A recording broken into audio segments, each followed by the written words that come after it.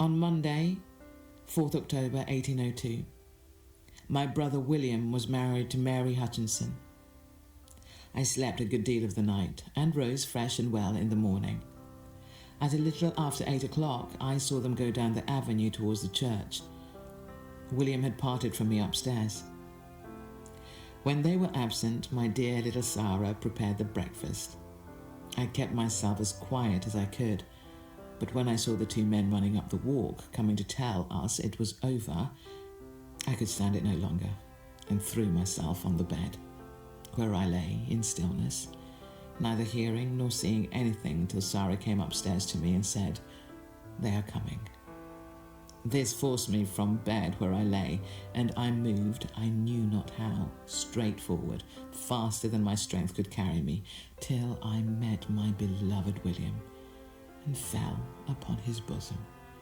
You've just heard an excerpt from the journals of Dorothy Wordsworth. The groom, of course, is her brother, the poet William Wordsworth. You are probably getting the impression that the relationship between the two, for a brother and sister, was unusually intense. This has given rise to all sorts of speculations. Coincidentally, or perhaps not, Coleridge had chosen Wordsworth's wedding day as the publication date for Dejection and Ode, which appeared in a newspaper that morning. Dejection, for one thing, accounts of Coleridge's unrequited love for one Sarah Hutchinson, who just happened to be Wordsworth's new sister-in-law. Dejection is also in dialogue with a poem Wordsworth had been writing on and off throughout 1802, entitled Ode, Intimations of Immortality from Recollections of Early Childhood.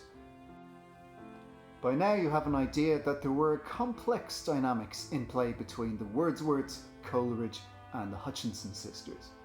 The history of these relationships, of this literary community, illuminates our study of romantic literature in several ways. One, perhaps most obviously, is that we can see the mutual influence that was continuing to be exerted between Wordsworth and Coleridge, which manifests in this dialogue between Dejection and Ode and the Immortality Ode.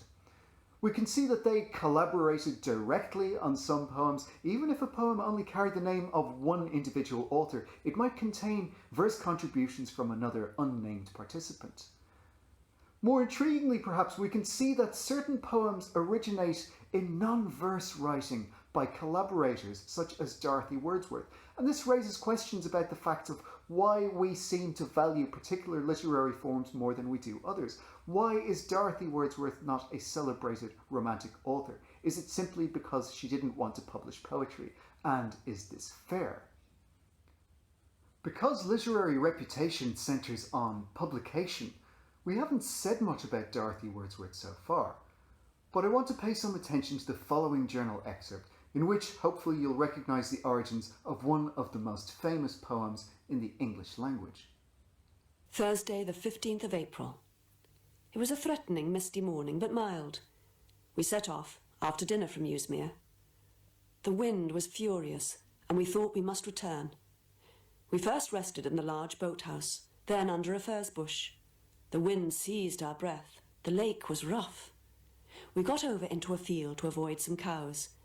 When we were in the woods, beyond Gowbarrow Park, we saw a few daffodils close to the waterside. We fancied that the sea had floated the seeds ashore, and that the little colony had so sprung up. But as we went along, there were more and yet more. And at last, under the boughs of the trees, we saw that there was a long belt of them along the shore, about the breadth of a country turnpike road. I never saw daffodils so beautiful. They grew among the mossy stones, about and above them. Some rested their heads upon these stones as on a pillow for weariness, and the rest tossed and reeled and danced and seemed as if they verily laughed with the wind that blew upon them over the lake. Of course, the poem I mean is William Wordsworth's I Wandered Lonely as a Cloud, also known as The Daffodils, the scourge of school children the world over. Having read Dorothy's journal entry, do we feel differently about Wordsworth as the creative genius behind this poem? How heavily is Wordsworth's text indebted to observations made by Dorothy in her journal? In turn, we could wonder whether Dorothy's journal records some observations that Wordsworth made in conversation as they walked along together. We'll never know, but we should also add that these authors didn't seem to feel ownership of particular ideas in an exclusive sense that we might attribute to authors nowadays. They shared ideas. And close to our recent interests, I'm going to quote a journal entry from March 1798. William and Basil and I walked to the hilltops, a very cold, bleak day. We were met on our return by a severe hailstorm. William wrote some lines describing a stunted thorn. This, you will infer, is when Wordsworth began to compose The Thorn.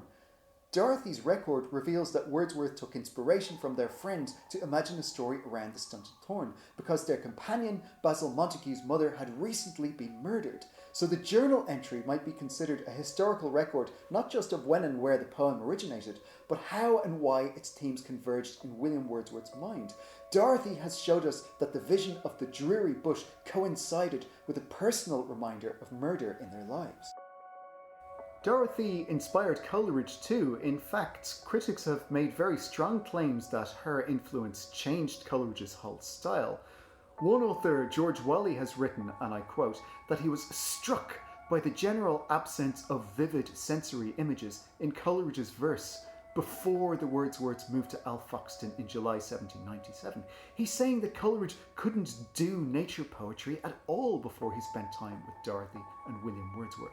Coleridge suggests that his improved sensitivity to natural stimuli and ability to capture them in words is indebted to Dorothy rather than William Wordsworth. He compares Dorothy's mind to an electrometer, a recent invention to measure electrical currents. I'm quoting Coleridge here. He describes her mind as a perfect electrometer. It bends, protrudes, and draws in at subtlest beauties and most recondite faults. So Dorothy's reaction to Wordsworth's wedding day gave us an idea of the intensity of their relationship as brother and sister. We have seen Dorothy's contribution to some of Wordsworth's most well-known poetry. It's clear that the image of the solitary author is a misleading one, therefore. Coleridge and the Wordsworths read and recited poems to each other.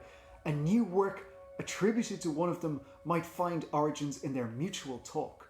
Wordsworth would compose poetry orally as he walked along, relying on Dorothy to transcribe his new verse when they reached home.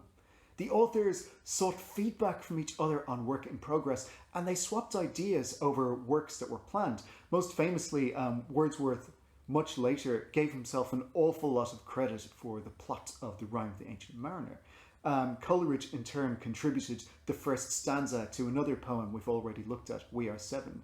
We can also look at how Coleridge and the Wordsworths took inspiration from local people, their history and legend, as in the set of journal entries written by Dorothy, which correspond to Wordsworth's poem about the leech gatherer, entitled Resolution and Independence.